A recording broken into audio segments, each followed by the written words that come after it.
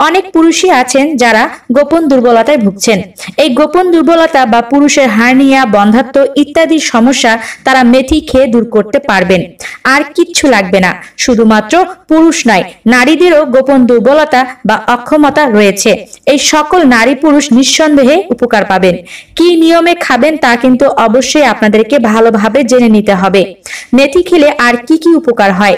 বেশিরভাগ পুরুষ 30 থেকে 35 বছরে তাদের হার্টের গোলযোগ বাঁধিয়ে ফেলছেন আজকাল।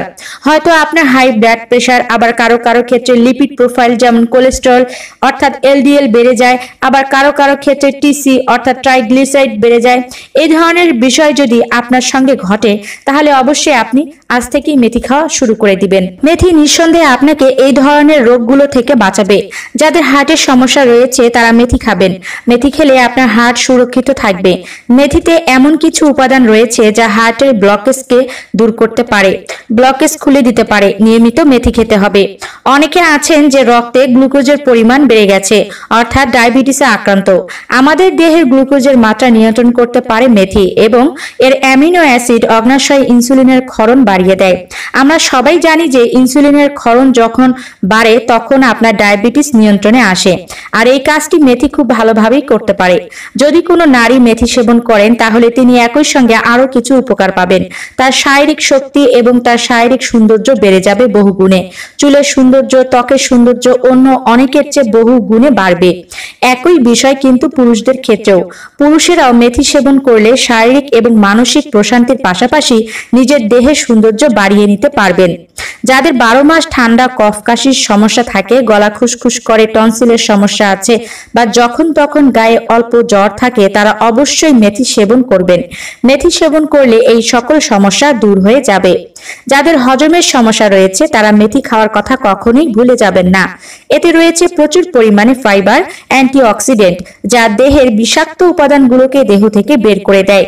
তাই আপনি যখনই মেথি খাবেন তখনই আপনার পেটের সমস্যা দূর হওয়ার পাশাপাশি কোষ্ঠকাঠিন্য বা কনস্টিপেশনের সমস্যা একেবারে বিদায় নিবে। একই সঙ্গে রক্ত পরিশুদ্ধ হবে, আর একই কারণে আপনার দেহের ভিতরের অ্যালার্জি কিন্তু কমতে থাকবে। মেথি নিয়ম করে নিয়মিত সেবন করতে পারলে কোল্ড অ্যালার্জি থেকে শুরু করে ত্বকের উপরে র্যাশ, চুলকানি আর জীবনও খুঁজে পাবেন না।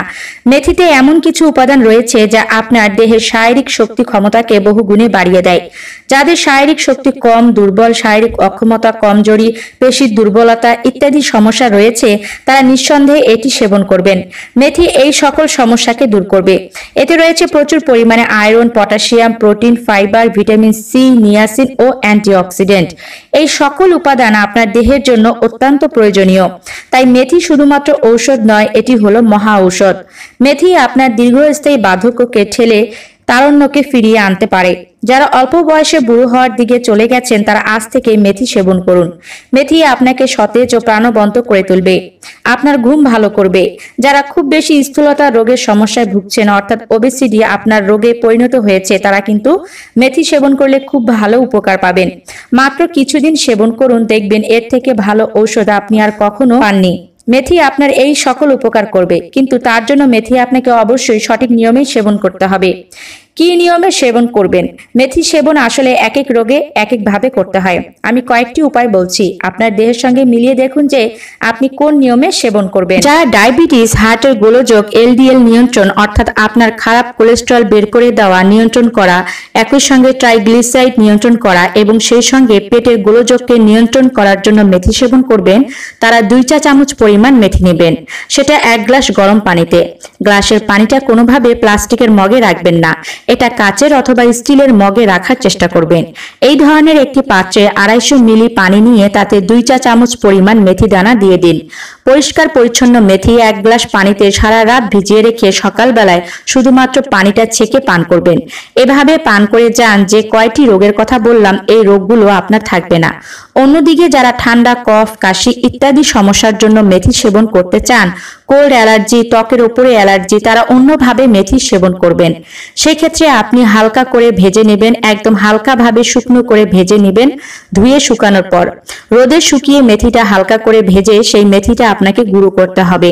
একদম হালকা ভাজা মেথি গুঁড়ো করে তার থেকে মাত্র 1 চা চামচ পরিমাণ একজন পূর্ণবয়স্ক ব্যক্তি সকালবেলায় 1 গ্লাস গরম পানিতে গুলিয়ে তার সঙ্গে 1 চামচ লেবুর রস এবং 1 চামচ মধু মিশিয়ে সেবন করবেন। এইভাবে সেবন করে যান, আপনার ঠান্ডা, কফ, কাশির সমস্যা সারা জীবনের জন্য বিদায় নেবে এবং দেহের আভ্যন্তরীণ এবং বাহ্যিক দুই ধরনের অ্যালার্জি থেকেই আপনি মুক্তি পাবেন। যে সকল নারী বা পুরুষ নিজেদের গোপন দুর্বলতা, অক্ষমতা, কমজোরি ইত্যাদি দূর করার জন্য মেথি সেবন করবেন, তারা হালকা ভাজা মেথি, পূর্বে যে নিয়মে বলেছি সেই নিয়মে মেথি হালকা করে ভেজে গুঁড়ো করে নেবেন এবং 1 চামচ মেথি 1 গ্লাস গরম পানিতে মিশিয়ে তার সঙ্গে শুধুমাত্র 2 চামচ মধু মিশিয়ে সেবন করবেন। খাঁটি মধু এইভাবে মেথির সাথে সেবন করলে দেহের সকল দুর্বলতা, অক্ষমতা দূর হয়ে যায় এবং একই সঙ্গে পুরুষের টেস্টোস্টেরন হরমোন, নারীর প্রোজেস্টেরন এবং ইস্ট্রোজেন হরমোন বহু গুণে বেড়ে যায়। কাজে বন্ধ্যাত্ব অনায়াসেই দূর হয়ে যায়। একই সঙ্গে যেসব নারীর ঋতুচক্র এলোমেলো ভাবে চলতে থাকে, ঋতুচক্র ঠিকভাবে না চলে বা কখনো কখনো অতিস্রাব বা অল্পস্রাবের সমস্যা ভোগেন, সারা জীবন যাদের সাদা স্রাব লেগেই থাকে, কোনোভাবেই ভালো হচ্ছে না, তারা এই নিয়মে মেথি সেবন করে দেখুন। এই সকল সমস্যা থেকে রেহাই পাবেন এবং এই সমস্যাগুলো একবার দূর হয়ে গেলে জীবনে আপনার কাছে আর ফিরবে না।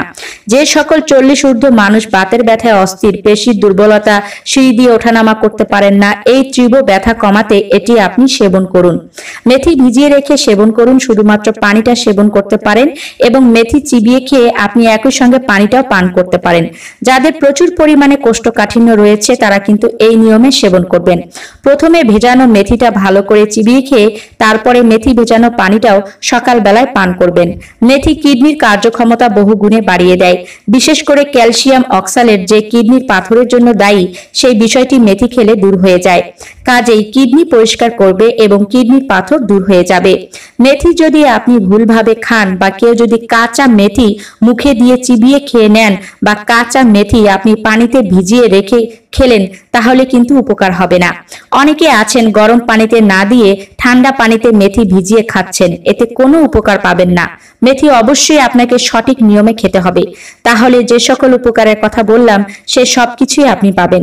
এবারে বলছি মেথি খাওয়ার ক্ষতিকর দিক কি আর কোন ধরনের মানুষ কখনোই মেথি খাবেন না।